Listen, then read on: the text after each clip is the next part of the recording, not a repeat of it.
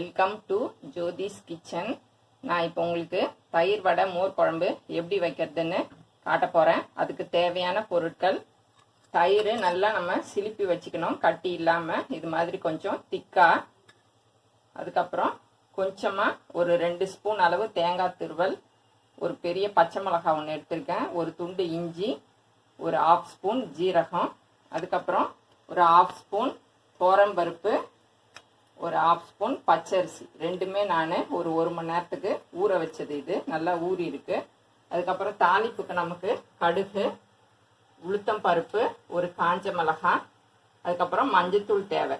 இப்போ நம்ம எடுத்து வச்சிருக்கிற பச்சை மிளகாய், தேங்காய், ஜீரகம், இஞ்சி இது 4ஐயும் நம்ம மிக்சி ஜாரில் போட்டு அரைச்சிக்க போகிறோம்.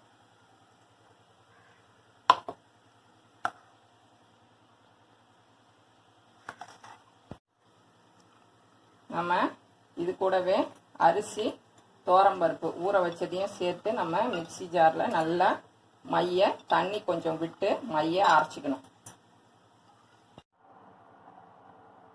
தேங்காய், ஜீரகம், பச்சை மிளகாய், அதுக்கப்புறம் நம்ம ஊற வச்ச துவரம்பருப்பு, அரிசி எல்லாத்தையுமே நம்ம நல்லா அரைச்சிக்கிட்டோம். நல்லா தண்ணி விட்டு அரைச்சிக்கலாம், தப்பு இல்லை. இப்போ நம்ம அடுப்பில் கடாய் வச்சு அடுப்பை பற்ற வச்சுக்கலாம். இதில் நான் ஒரு சின்ன புளிக்கரண்டி அளவு எண்ணெய் சேர்த்துக்கிறேன். ஒரு 1.5 புளிக்கரண்டி அளவு எண்ணெய் சேர்த்துக்கிறேன். எண்ணெய் காயட்டும். ஒரு 1/2 ஸ்பூன் அளவு கடுகு வெடிச்சதுக்கப்புறம் ஒரு 1/4 ஸ்பூன் அளவு உளுத்தம் பருப்பு நல்லா செவரட்டும். செவந்ததுக்கப்புறம் ஒரே ஒரு காஞ்ச மிளகாய் கிள்ளி வச்சுருக்கேன், கருவேப்பிலை ஒரு கொத்து போட்டு நல்லா நம்ம வதக்கிக்கிறோம். இதில் பெருங்காயத்தூள் கொஞ்சம் சேர்த்துக்கிறேன். எல்லாமே நல்லா வரப்பட்டுடுச்சு. இப்போ நான் மிக்சியில் அரைச்ச கலவையை கடாயில் சேர்த்துக்கிறேன்.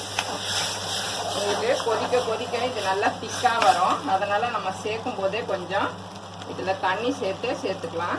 இதோட பச்சை மிளகாவோட பச்சை வாசனை போகணும். அதே சமயத்தில் நம்ம துவரம்பருப்பு, அரிசிலாம் சேர்த்துருக்கோம், அதெல்லாம் கொஞ்சம் வேகும். கொஞ்சம் நேரம் கொதிக்க வச்சோம் அப்படின்னா பாருங்கள், நல்லா தண்ணி ஊற்றிட்டேன். இப்போ பாருங்கள் எவ்வளோ தண்ணியாக இருக்குது. உங்களுக்கு ஒரு 5 நிமிஷம் கழித்து நல்லா கெட்டிப்பட்டுடும். கொதிக்கிட்டோம். இது நம்ம இதை ஒரு லிட்டு போட்டு மூடி வைக்கலாம். மீடியம் ஃப்ளேம்லேயே வைங்க. பாருங்க நல்லா திக்காயிடுச்சு. இதுதான் நமக்கு கரெக்டு. இப்போ இதில் நம்ம மோர் குழம்புக்கு தேவையான மஞ்சள் தூள் சேர்த்துக்கலாம். ஒரு 1/2 ஸ்பூன் சேர்த்துக்கிறேன் நான். அதுக்கப்புறம் தேவையான அளவு உப்பு. நம்ம அப்புறம் பத்தலைன்னா கூட நம்ம தயிர் சேர்க்கும்போது சேர்த்துக்கலாம், தப்பு இல்லை. நல்லா மிக்ஸ் பண்ணிவிட்டு ஒரு 2 மினிட்ஸ் இது கொதிக்கணும். கொதித்த பிறகு நம்ம ஆஃப் பண்ணிவிட்டு இதை நல்லா ஆற வைக்கணும். பாருங்கள் நல்லா மஞ்சளாக வந்துட்டு பாருங்கள். இது 2 நிமிஷம் கொதிக்கணும். கொதிச்ச உடனே நம்ம அடுப்பை ஆஃப் பண்ணிவிட்டு இதை நல்லா நம்ம ஆற வச்சுக்கலாம். தயிர் வடைக்கு நான் 1/4 கிலோ உளுத்தம்பருப்பை நல்லா ஒரு 4 மணி நேரம் ஊற வச்சு கிரைண்டரில் நல்லா இது மாதிரி கட்டியாக அரைச்சிக்கணும். அதுக்கப்புறம் இதில் கொஞ்சம் கொத்தமல்லி,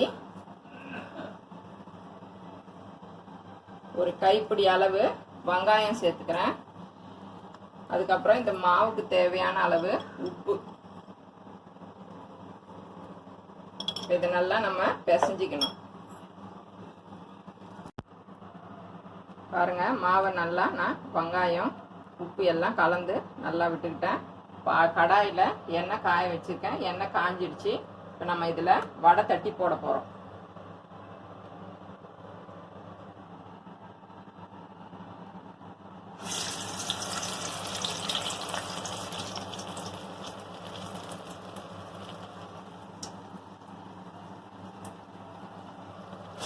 இந்த மாதிரி நம்ம வடையை சுட்டு எடுத்துக்கலாம்.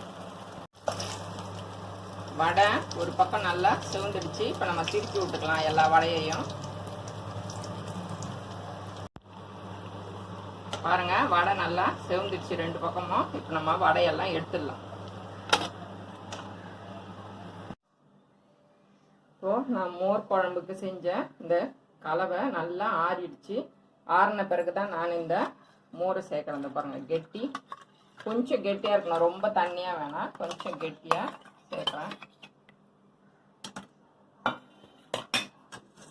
நல்லா நம்ம கலந்து விட்டுக்கணும்.